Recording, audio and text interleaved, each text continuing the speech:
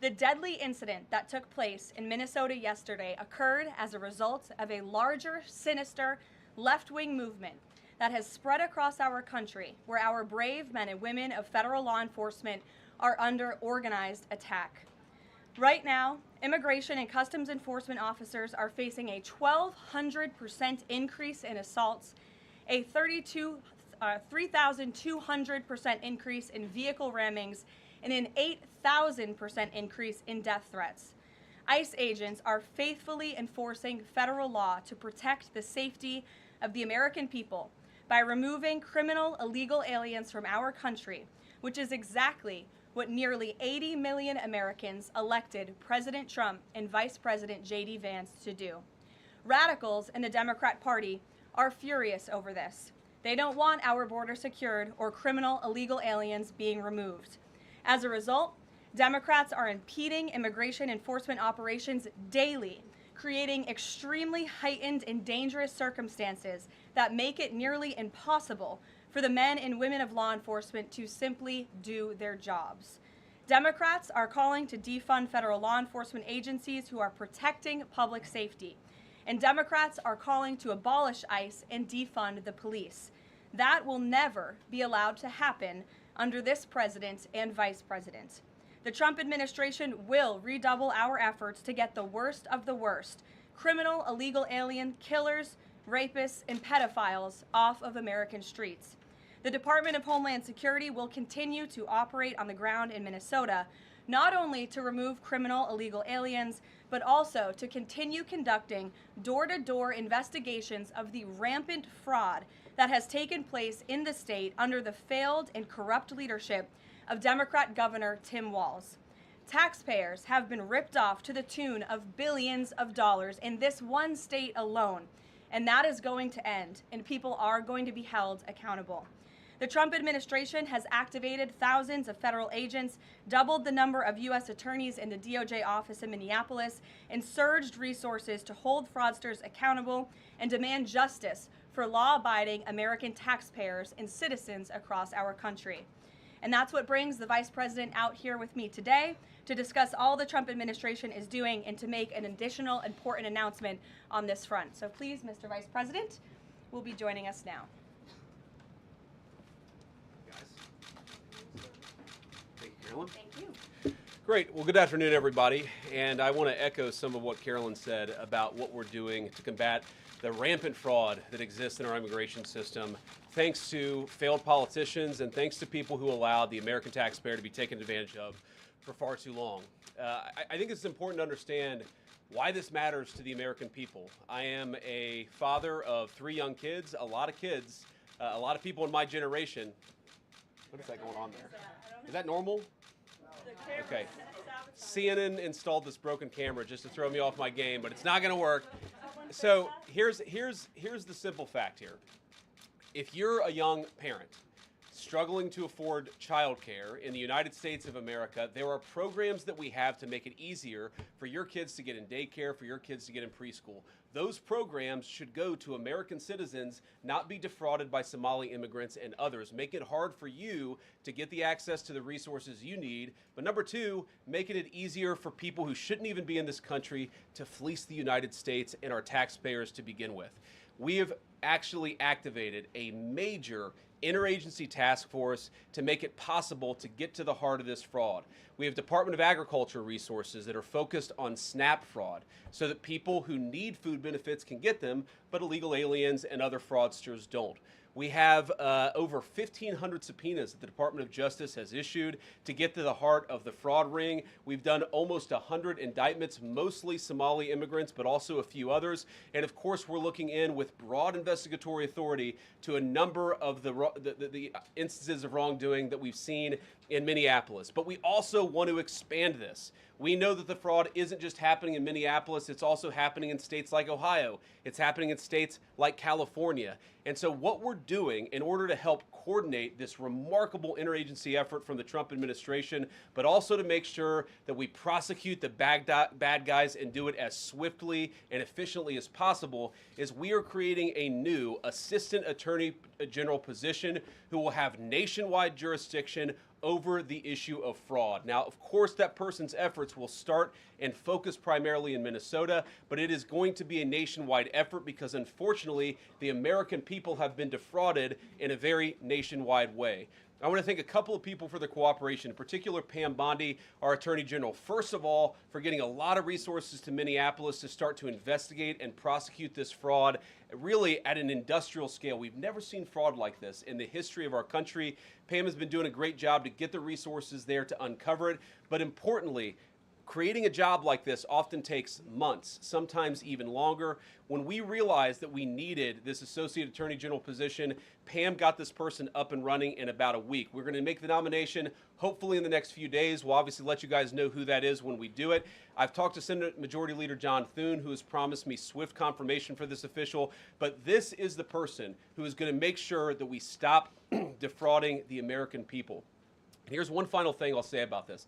I've heard a lot of people say that we need a special counsel to investigate fraud in the United States of America. I actually agree, and that's what this position does. It has all the benefits, all the resources, all the authority of a special counsel, but with two crucial differences. Number one, it will be run out of the White House under the supervision of me and the President of the United States. And number two, it's actually constitutionally legitimate. As you guys may know, the special counsel statute has some major constitutional questions. When we get the bad guys, we want to make sure we get them permanently and they don't have some legal technicality they can get out of, which is why we set it up as an Associate Attorney General. I'll take some questions, but I want to make just one final observation here. When I was actually walking out here, somebody sent me a photo of a CNN headline about what happened in Minneapolis. And this is the headline. I'm just going to read it. Outrage after ICE officer kills U.S. citizen in Minneapolis. Well, that's one way to put it, and that is the way that many people in the corporate media have put this attack over the last 24 hours. And I say attack very, very intentionally because this was an attack on federal law enforcement. This was an attack on law and order. This was an attack on the American people. The way that the media, by and large, has reported this story has been an absolute disgrace, and it puts our law enforcement officers at risk every single day.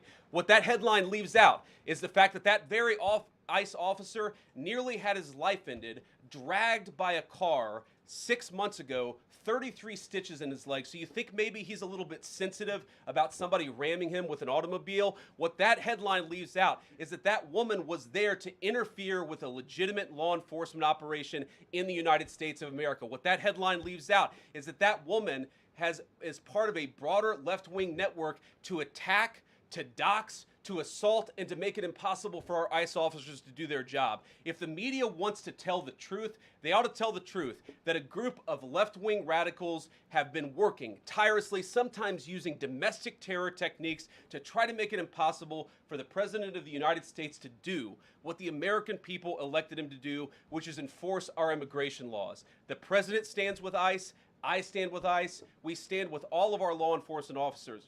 And part of that is recognizing that you people in the media, not everybody in this room, but many people in this room have been lying about this attack. She was trying to ram this guy with her car. He shot back. He defended himself. He's already been seriously wounded in law enforcement operations before, and everybody who's been repeating the lie that this is some innocent woman who was out for a drive in Minneapolis when a law enforcement officer shot at her, you should be ashamed of yourselves. Every single one of you. Questions?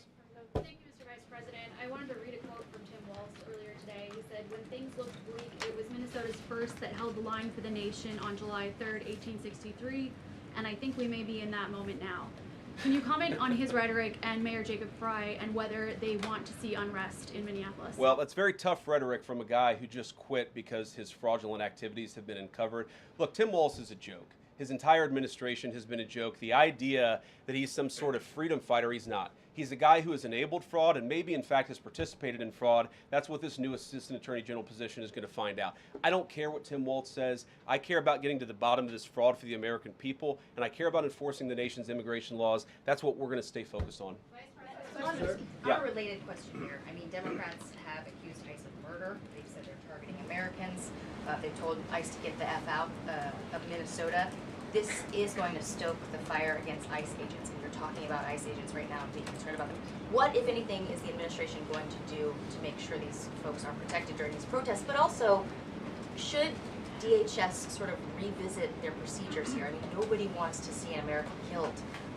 Are there changes that need to be made to make sure something like this doesn't happen again? Look, first of all, of course, nobody wants an American citizen to be killed. This is absolutely a tragedy, but it's a tragedy of the making of the far left. They have radicalized a very small segment of the population, taught them that ICE agents are engaging in wide-scale violation of people's rights. What our ICE officers are doing is deporting the millions of criminal aliens that were let in during the Biden administration. So number one, we have to say, as a matter of leadership, and I would appreciate if the Democrats would join me on this, let's be honest about the fact that we have way too many illegal aliens in this country. Our ICE officers should be supported in doing their job. You're trying to actually marshal the far left lunatic fringe to engage in doxing, to try to make it impossible for them to enforce the law, and in some cases actually to engage in acts of domestic terrorism against our law enforcement officers.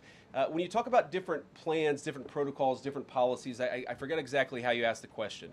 Here's the simple fact. What we're going to do is make it easier for the American People's Administration to enforce the American people's law. And that means that Democrats have to stop rallying the mob against legitimate law enforcement operations, and that means that we are going to get tougher, and that's what this AAG position is about. We're going to get tougher at the people who are defrauding the United States by inciting violence against our law enforcement officers. That's one of the things that we're going to do. We've already started that work at the Department of Justice, but we're going to keep on doing it, and this new AAG position is going to kick that into high gear. Vice President Vance, you just suggested that this woman who was killed, Renee Good, is part of a broader left-wing network. Who do you think is behind this broader left-wing network? Well, it's one of the things we're going to have to figure out, but here's the way that I put it. When somebody throws a brick at an ICE agent, or somebody tries to run over an ICE agent, who paid for the brick? And who told protesters to show up and engage in violent activity against our law enforcement officers?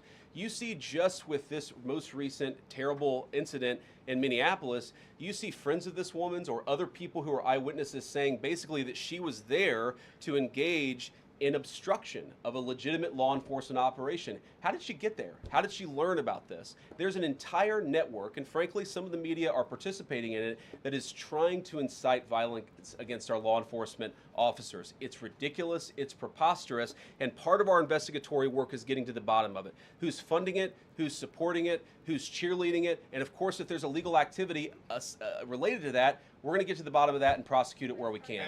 Vice President, thank you for taking questions today. Is there a risk with you describing her as a deranged leftist, talking about very specific facts of these events, when an investigation is just beginning? Are you preempting a thorough investigation by drawing such conclusions? And have you received any information beyond the videos we've seen publicly about this individual, her specific acts, that has informed your point of view? Well, first of all, the Department of Justice is going to investigate this. The Department of Homeland Security is already investigating this. But the simple fact is, what you see is what you get in this case. You have a woman who was trying to obstruct a legitimate law enforcement operation. Nobody debates that.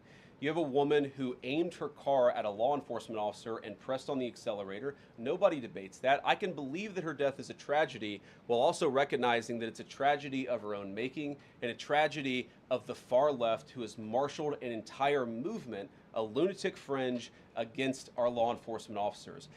I think what is clearly happening here, and it's going to keep on happening unless the Democrats wake up and say, you know what, you don't have to agree with our immigration policies. You don't have to agree with what the president or the vice president believe about immigration enforcement, but why don't you take this to the ballot box? Why don't you vote? Why don't you organize? Instead, what some of them are doing is encouraging people to get violent with our law enforcement officials. It's disgraceful, and it's got to stop. Yeah. Just to follow up on that question, and again, thank you for taking questions, Mr. Vice President. There's clearly a lot of emotion in Minnesota, across the country, over this incident. You're calling Renee Good a deranged leftist. There's been heated rhetoric that we've also heard from officials. What responsibility do you and the president have to diffuse some of the tension that we are seeing play out in Minnesota, bring down the temperature as this investigation is unfolding? What we have a responsibility to do is to protect the people who are enforcing the law and protect the country writ large. Whether you're Democrat or Republican, you deserve to have the people's laws enforced in the United States of America. Now, again, I'm not happy that this woman lost her life. I'm not happy that this woman was there at a protest violating the law by interfering with a law enforcement action. I think that we can all recognize that the best way to turn down the temperature is to tell people to take their concerns about immigration policy to the ballot box. Stop assaulting and stop inciting violence against our law enforcement officers. That's the best way to take down the temperature. And we're not going to give in to terrorism on this. And that's exactly what's happening. People trying to antagonize, to commit acts of violence. They throw bricks at them. Sometimes they shoot at them. Sometimes they dox them. Sometimes they go to their place of residence and harass their families. This is classic terrorism. And we cannot say that when a far left fringe is inciting violence against our brave law enforcement officials, that we're no longer going to enforce the law. That's rewarding the very people who are engaged in this garbage. The actual reward that they just got is a new assistant attorney general who is going to prosecute and investigate this stuff even more aggressively than before. Yeah. Thanks for taking my question. So the head of Minnesota's investigations agency says that the U.S. Attorney's Office has essentially cut off the state investigations agency's access to the investigation. What is the precedent for that, and why shouldn't the Minnesota officials on the ground have access and evidence to work on this investigation? First of all, I wish the state officials in Minnesota would investigate why you have so many people who are using their vehicles and other means to actually interfere with a legitimate law enforcement operation. The precedent here is very simple. You have a federal law enforcement official engaging in federal law enforcement action. That's a federal issue. That guy is protected by absolute immunity. He was doing his job. The idea that Tim Walz and a bunch of radicals in Minneapolis are going to go after and make this guy's life miserable because he was doing the job that he was asked to do is preposterous. The unprecedented thing is the idea that a local official can actually prosecute a federal official with absolute immunity. I've never seen anything like that. It would get tossed out by a judge. So what I'd like Minnesota to focus on is the real issue, that they're encouraging people. Minneapolis officials are encouraging people to commit violence against ICE officials. It's ridiculous. It's got to stop. Go ahead. Mr. President, thank you. You said earlier that there's a left-wing network to attack, to dox, to assault, and make it impossible for ICE officers to do their job. You told my colleague just now that there's an investigation going on into that network. Yep. So if everything that you say is true, how does being part of that network justify being shot? Well, being part of the network doesn't justify being shot, but ramming an ICE officer with your car, that's what justifies being shot. It's not a good thing, by the way, but when you force somebody to engage in self-defense, it's almost a preposterous question. I'm not saying that funding some of this stuff justifies capital punishment. Nobody would suggest that. The reason this woman is dead is because she tried to ram somebody with her car and that guy acted in self-defense. That is why she lost her life, and that is the tragedy. Now, there may be other violations of the law and other penalties that are associated with those violations of the law. For example, if you are funding violence against our law enforcement officers, I'm not a prosecutor. My guess is that's not the sort of thing that earns capital punishment, but it should sure as hell earn you a few years in prison if you're funding the effort to try to assault our law enforcement officers. I'm sorry, guys. What's going on here? You guys are meant to report the truth. How have you let yourself become agents of propaganda of a radical fringe that's making it harder for us to enforce our laws? You just asked me a question that presumed that the reason why this woman died is because she was engaged in legitimate protest. She tried to run somebody over with her car, and the guy defended himself when that happened. Next question. The investigation is still ongoing. I said next question. Mr. Vice President, I mean, you presumably watched the video yourself. There's not the slightest doubt in your mind, having viewed it, that the victim, you still believe that she deliberately tried to ram him despite seeing this video? Look, I don't know what is in a person's heart or in a person's head, and obviously we're not going to get the chance to ask this woman what was going on. What I am certain of is that she violated the law. What I am certain of is that that officer had every reason to think that he was under very serious threat for injury or in fact, his life. What I'm certain of is that she accelerated in a way where she ran into the guy. I don't know what was in her heart and what was in her head, but I know that she violated the law, and I know that officer was acting in self-defense. It raises an interesting point, though. Look, if people want to say that we should have a legitimate debate about, what was she really doing, right? Was she panicking when she drove into this officer, or was she actually trying to ram him? That's a reasonable conversation. What's not reasonable is for so many of you to plaster all over the media that this was an innocent woman and that the ICE agent committed murder, which is what many of you have said explicitly and some of you have said implicitly. That's what I have an objection to. The idea that this was not justified is absurd, and I think everybody knows it in their heart. Yeah. Mr. Vice President, in the green jacket. Taking down the temperature, it seems like political violence is ratcheting up and riots could be around the corner. What steps does the administration have planned to try to unite America? Average people on both political sides are so tired of fighting with each other, and I think all the journalists in this room could agree with me that we don't want to be part of the problem. Do you have any words to unite America? I know you don't want to be a part of the problem, and I think that's true of a lot of you. I'm not sure it's true for everybody, because the reporting over this has been one of the biggest scandals I've ever seen in media. I've never seen a case so misrepresented and misreported when you have a guy who was defending himself and is now being treated as some sort of federal assassin by so many of the people in this room. First of all, let me say about crime. You mentioned violence. One of the things we're proudest about is that you saw violent crime over the last year drop by 20%. Why is that drop by 20%? Is it because we're attacking our law enforcement officers, or is it because we in the administration are empowering our law enforcement officers to enforce the law? I think that's one of the ways you take down the temperature, is you make people feel more secure and safe in their person and property. That's why we care so much about protecting our law enforcement, because it accrues to the benefit of the entire national community. I think that we